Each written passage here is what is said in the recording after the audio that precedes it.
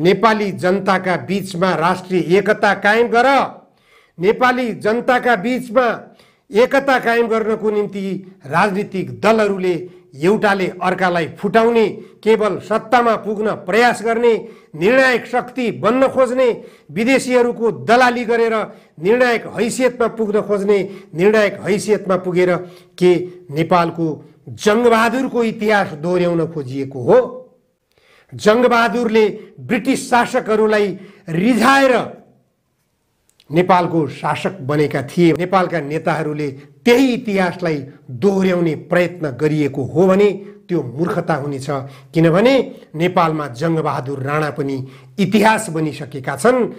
अहिले अफगानिस्तानमा राष्ट्रपति अशरफ घानी पनि इतिहास बनिसकेका छन्।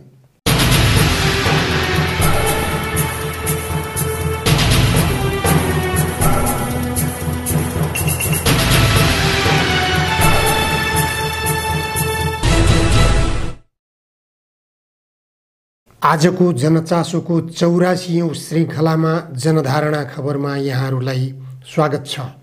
गठबन्धन दलहरूको सरकारले संसद अधिवेशन अन्त्य गरेको छ।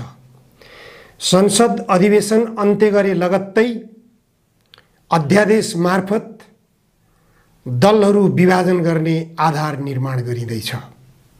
यसले सङ्केत गरिरहेको छ गठबन्धन सरकार जुन आरोपहरू निवर्तमान प्रधानमन्त्री केपी ओली नेतृत्वको सरकारलाई लगाइरहेको थियो त्यही गन्तव्यमा हिँड्न प्रयास गरिरहेको छ। गठबन्धनमा आबद्ध दलहरू जनताको शङ्काको घेरामा पर्दै आएका छन्।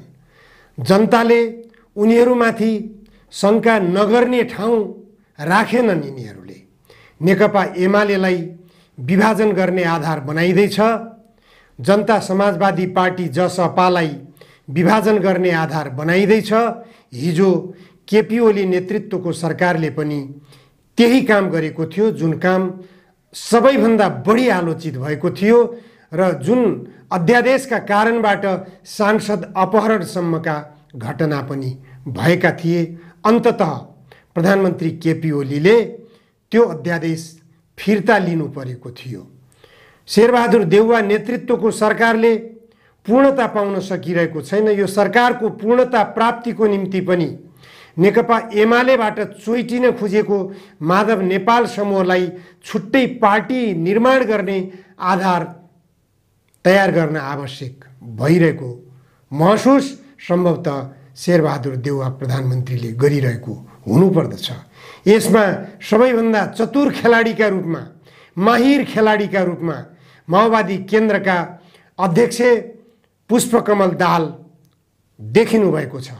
भित्री रूपमा उहाँका चलखेलहरू पार्टीहरूलाई विभाजन गराउने, टुक्राउने, फुटाउने र आफू निर्णायक शक्ति बन्ने उद्घोष उहाँले गरिसक्नु भएको छ। उहाँले आफ्ना विगतका गतिविधिहरूलाई निरन्तरता दिने प्रयास गरिरहनु भएको छ। अब नेपालको राजनीतिमा निवर्तमान प्रधानमन्त्री केपी ओलीले साँच्चै गल्ती गरेका थिए कि उनको गल्ती देखाएर जबरजस्तीपूर्वक गठबन्धन दल निर्माण गरेर त्यो दलले नेपालका राजनीतिक पार्टीहरूलाई कमजोर बनाएर, विभाजन गराएर, पैसामा खरिद गरेर विदेशीहरूको गोटी बनाउने प्रयास भइरहेको छ। यो गठबन्धन दलहरूको सरकारले एमसीसी पास गर्न सकिरहेको छैन।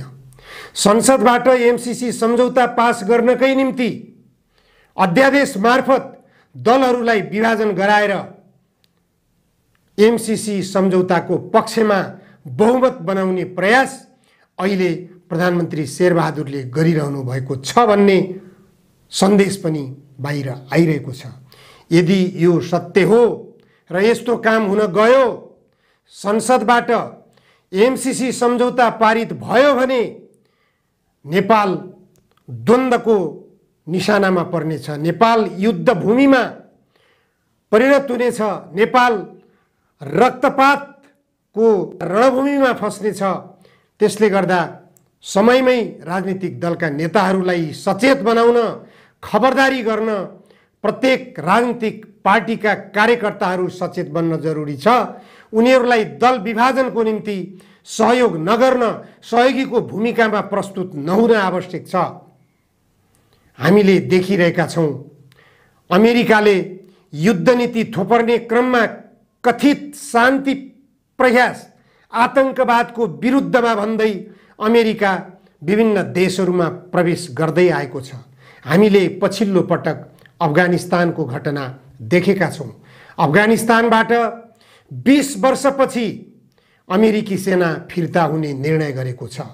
राष्ट्रपति जो बाइडेनले अमेरिकी सेना अब कुनै पनि हालतमा अफगानिस्तानमा नबस्ने भनेर भर्खरै मात्र आफ्नो वक्तव्य सार्वजनिक गर्नुभएको छ। This is not in our national security interest. It is not what the American people want. It is not what our troops, who have sacrificed so much over the past 2 decades, deserve. I made a commitment to the American people when I ran for president that I would bring America's military involvement in Afghanistan to an end. While it's been hard and messy, and yes, far from perfect, I've honored that commitment.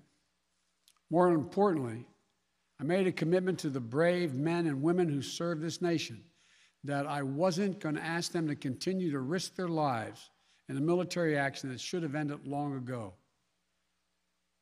Our leaders did that in Vietnam when I got here as a young man. I will not do it in Afghanistan. I know my decision will be criticized, but I would rather take all that criticism than pass this decision on to another President of the United States, yet another one, a 5th one, because it's the right one, it's the right decision for our people, the right one for our brave service members who risk their lives serving our nation, and it's the right one for America. Thank you. May God protect our troops, our diplomats, and all brave Americans serving in harm's way. सामाजिक सञ्जालमा राष्ट्रपति बाइडेनको त्यो वक्तव्य निकै viral पनि बनेको छ। त्यो निश्चित रूपमा अमेरिकाले चाल्नुपर्ने कदम कथित आतंकवादको नियन्त्रणको लागि भन्दै साना मुलुकहरूमा हस्तक्षेप गर्ने र आफ्नो युद्ध नीति अनुसार ती देशहरूलाई उपयोग गर्ने, ती देशहरूलाई सर्वनाशको बाटोतर्फ लैजाने, ती देशका भौतिक संरचनाहरू ध्वस्त गर्ने काम गर्दै आएको छ। अफगानिस्तानमा अमेरिकाले आतंकवादको विरुद्ध भन्दै नेपाली सेनालाई, नेपाली नागरिकहरूलाई गोर्खा सेनाको नाममा 500-600 नेपाली सेनालाई पनि त्यहाँ लगेर विभिन्न काममा फसाएको छ। त्यहाँ कैयौं नेपाली गोर्खा सेनाको नामबाट नेपालीहरूले उनीहरूले ज्यान गुमाएका छन्। अहिले पनि तालिबानीहरूको पकडमा अफगानिस्तान गइसकेपछि, अफगानिस्तानका राष्ट्रपति अफगानिस्तान छोडेर पलायन भइसकेपछि, देशबाट भागिसकेपछि त्यहाँ रहेका गोर्खा सेनाहरू जसले अमेरिकाका विभिन्न नियोगहरू, बेलायतका विभिन्न नियोगहरू, जापानका विभिन्न नियोगहरूको रक्षा गरेर बसेका थिए, उनीहरूको सुरक्षाको चिन्ता अहिले बढेको छ। नेपाल सरकारले तालिबानीहरूसँग सम्पर्क गरेर उसले नेपाली नागरिकहरूको सुरक्षाको निम्ति पहल गरिहाल्नु पर्दथ्यो। तर नेपाल सरकार अहिले यो गठबन्धन दलहरूको सरकारले अमेरिकी निर्देशनमा अफगानिस्तानको सवालमा मौनता देखाइरहेको छ। तालिबानीहरूले सत्ता कब्जा गरिसक्दा पनि अझै पनि उसले मुख खोल्न सकेको छैन। तालिबानी सरकारसँग सम्बन्ध विस्तार गर्नेतर्फ उसको चासो देखिएको छैन। यसले गर्दा अफगानिस्तानमा रहेका नेपाली नागरिकहरू असुरक्षित बन्न सक्ने बलियो सम्भावना रहेको छ। सरकारको कमजोरीले गर्दा नेपाली नागरिकहरू यहाँ मात्र होइन, अफगानिस्तानमा मात्र होइन, इराकको बगदादमा मारिएका छन्, इरानमा मारिएका छन्, विभिन्न खाडी मुलुकहरूमा मारिएका छन्। टाउको काटेर 12 जना नागरिकहरूको रक्तम्य बनाइएको दृश्य सामाजिक सञ्जालमा भाइरल भएको धेरै वर्ष बितेको छैन। ती सबै दृश्यहरू नेपाल सरकारको नालायकीपनले गर्दा भएका हुन् भन्ने कुरामा कुनै मतभेद छैन। अमेरिका र इराकको झमेला के हो? मजदुरी गर्न गएका नेपालीलाई के चासो थियो र? तैपनि तर्क कोसँग गर्ने? थर काम्दै युवाहरूले अमेरिकाको विरोध गरेको भिडियो पनि सार्वजनिक भयो। America for dangers. So we ask anyone wants to come to Iraq not to be cheated by this high salary because they are false and America is liar in its patriots. Sher Bahadur Deuba नेतृत्वको तत्कालीन सरकारले नेपाली युवालाई छाडिदिन अपहरणकारी समूहसँग सार्वजनिक आह्वान गर्यो। Qatar र पाकिस्तान स्थित नेपाली दूतावासले अपहरणकारी समूहसँग सम्पर्क गर्ने प्रयास पनि गरे। तत्कालीन सूचना तथा सञ्चार मन्त्री डाक्टर मोहम्मद मोहसिनलाई इराक पठाए। मुस्लिम समुदायका अपहरणकारीको मन पगाल्न सकिन्छ कि भन्ने सरकारी मनस्थिति थियो। समाचार अपडेट त आइरहे, तर नेपाल सरकार र अपहरणकारी बीच सोझो सम्पर्क नै हुन सकेन। पीडित परिवार भन्छन् सरकारले अपहरणकारीसम्म पुग्ने पहल नै गर्न सकेन, नत्र बाँच्थे तिनका छोराहरू। हाम्रो भाइले के भन्यो, अर्को जुन टिभीबाट देखाइरहेको थियो नि त्यो टिभीले भन्यो होइन नेपाल सरकारलाई हामीले जे जति चाहिन्छ पैसा दिनुपर्ने भने या आफ्नो उसले सहयोग गरेर हामीलाई जसरी भए पनि यहाँबाट निकालिदिनुहोस् भनेर सहयोग मागेको थियो, तर कुनै वास्ता गरेन। पहल गरिँदैछ भने भरमा त्यत्रा दिन बिते। वहाँबाट अल्जिराबाट चाहिँ टिभीबाट चाहिँ मतलब चाहिँ ती केटाहरू चाहिँ बोले खान लौ न हामीलाई यस्तो पर्यो, हामीलाई यस्तो पर्यो, नेपालका मन्त्री चाहिँ राजा सबले चाहिँ मतलब चाहिँ हामीलाई सहयोग गर्नुहोस् भनेर भनिरहेको थिए। त्यस्तो भन्दा पनि उसले काना चाहिँ पिउरी हालेर बसेर चाहिँ आज यत्रो घटना भयो। सरकारवाला पनि भन्छन् थक मान्ने ठाउँ छ। सँगै अपहरणमा परेका आफ्ना नागरिकलाई भारतले छुटायो, नेपालले किन सकेन? नेपाल सरकारले समयमै कूटनीतिक संवाद थाल्न नसक्नुको परिणाम त्यो इराकमा नेपाली नागरिकहरू काटिएका थिए। अफगानिस्तानमा आज नेपाली नागरिकहरू असुरक्षित भइरहेको चर्चा व्यापक भइरहँदा पनि सरकारले केवल संवादको निम्ति टोली गठन गर्ने, प्रतिनिधि मण्डल गठन गर्ने नौटङ्की मात्र गरिरहेको छ। यसले यो सरकारले कूटनीतिक पहल थाल्न सकिरहेको छैन। अफगानिस्तान 90% भन्दा बढी मुस्लिमहरूको मुलुक हो। त्यहाँ अहिलेसम्म अमेरिकी कठपुतली सरकारले त्यहाँ कब्जा जमाएर बसेको थियो।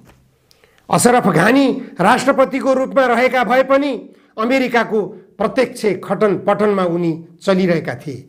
त्यही अवस्थामा नेपाललाई अमेरिकाले हिँडाउन खोजिरहेको छ।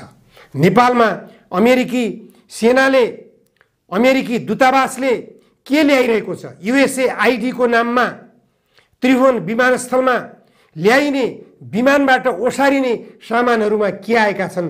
के नेपाल सरकारले ती खानतलासी गरेको छ? ती पोकाहरूमा, ती बन्द बाकसहरूमा, ती विमानहरूमा अमेरिकाबाट ओसारिने हतियारहरू हुन् अथवा स्वास्थ्य सामग्रीहरू हुन् अथवा हाम्रो देश नेपाललाई सहयोग गर्ने केही सामग्रीहरू हुन् भन्ने कुराको निर्क्योल करे गर्ने एक जमाना थियो। पञ्चायत कालमा रसियन मुलुकबाट, सोभियत संघबाट बन्द बाकसमा सूर्यबहादुर थापा प्रधानमन्त्री भएका बेला बन्द बाकसमा के आए भन्ने तहल्का मचिएको थियो। त्यो बेला सञ्चार माध्यमहरूमा समाचार आउँदा साथ देशव्यापी रूपमा हंगामा मचिन्थ्यो। पञ्चायत व्यवस्थाको विरुद्धमा एउटा जागरण पैदा हुन्थ्यो। त्यो बेलाको सक्रिय राजतन्त्रका विरुद्धमा जागरण पैदा हुन्थ्यो र त्यो हतोत्साही पनि हुन्थ्यो। त्यस्ता गतिविधिहरू हतोत्साही पनि हुन्थे। तर आजको अवस्था धेरै फरक छ। आज सञ्चार माध्यमहरूले जतिसुकै लेखे पनि त्रिभुवन अन्तर्राष्ट्रिय विमानस्थलमा विदेशीहरूको प्रत्यक्ष हस्तक्षेप भइरहेको कुरा उजागर गर्दा गर्दै पनि अमेरिकाबाट आउने विमानहरू खानतलासी नहुनु, भारतबाट आउने विमानहरू खानतलासी नहुनु, उनीहरूले जुनसुकै वस्तु पनि चाहे हतियार आयात गरून्, चाहे बम बारुदहरू आयात गरून्, त्यो बेरोकटोक त्रिभुवन अन्तर्राष्ट्रिय विमानस्थलमा आइरहेका छन्। देश युद्ध रणभूमिमा फसाइँदैछ भन्ने कुराका सङ्केत यी पनि हुन्। नेपाल सरकारले अमेरिकालाई प्रष्ट रूपमा भन्न नसक्नु यो देशको दुर्भाग्य हो। अफगानिस्तानबाट जुन ढङ्गले अमेरिकी सेनाहरू फिर्ता हुन खोजिरहेका छन्, किन फिर्ता हुँदैछन्, त्यो एउटा महत्त्वपूर्ण सवाल हो। महत्त्वपूर्ण सवाल यो हो कि त्यहाँ मुस्लिमहरू विरुद्ध अमेरिकी सेना लड्न सकेन। अमेरिकाले आफ्नो कठपुतली सरकारको संरक्षण गर्न सकेन। त्यसो हो भने के नेपालका कठपुतली सरकारलाई अमेरिकी सेनाले संरक्षण गर्न सक्ला? नेपालका दलाल शासकहरूले अमेरिकाको कठपुतली बन्न तयार भएर लम्पसार बनेर एमसीसी सम्झौता पारित गर्न र नेपालमा लागू गर्न प्रयत्नरत रहेका दलका नेताहरूले गम्भीरतापूर्वक मन्थन गर्न जरुरी छ। नेपाली जनताका बीचमा राष्ट्रिय एकता कायम गर। नेपाली जनताका बीचमा एकता कायम गर्नको निम्ति राजनीतिक दलहरूले एउटाले अर्कालाई फुटाउने, केवल सत्तामा पुग्न प्रयास गर्ने, निर्णायक शक्ति बन्न खोज्ने, विदेशीहरूको दलाली गरेर निर्णायक हैसियतमा पुग्न खोज्ने, निर्णायक हैसियतमा पुगेर के नेपालको जङ्गबहादुरको इतिहास दोहोर्याउन खोजिएको हो? जङ्गबहादुरले ब्रिटिस शासकहरूलाई रिझाएर नेपालको शासक बनेका थिए। नेपालका नेताहरूले त्यही इतिहासलाई दोहोर्याउने प्रयत्न गरिएको हो भने त्यो मूर्खता हुनेछ। किनभने नेपालमा जङ्गबहादुर राणा पनि इतिहास बनिसकेका छन्। अहिले अफगानिस्तानमा राष्ट्रपति अशरफ घानी पनि इतिहास बनिसकेका छन्। त्यसकारण नेपालको राष्ट्रिय स्वाधीनताको निम्ति जुन राजनीतिक दलले अगुवाई गर्न सक्छ, त्यही राजनीतिक दल नेपाली जनताको वास्तविक प्रतिनिधि, वास्तविक अभिभावक बन्नेछ। त्यस्तो दलले नेपालको संविधानको प्रस्तावनाले निर्दिष्ट गरेको गन्तव्य समाजवाद गन्तव्य लिन जरुरी हुन्छ। गन्तव्य समाजवाद मार्फत मात्र नेपालको समृद्धि सम्भव छ। 8 वर्ष समय लगाएर निर्माण गरिएको यो संविधानले त्यसै महसुस गरेको विषय होइन यो। त्यसकारण संविधानमा लेखिएको महत्त्वपूर्ण विषय यही हो। यो विषयलाई जबसम्म राजनीतिक दलका नेताहरूले अक्षरशः पालन गर्न सक्दैनन्, केवल विदेशीहरूको गुलामी मात्र गर्न चाहन्छन्, तबसम्म राजनीतिक दलका नेताहरूले नेपालको समृद्धि बनाउन सक्ने छैनन्। आजलाई यति मात्र। धन्यवाद।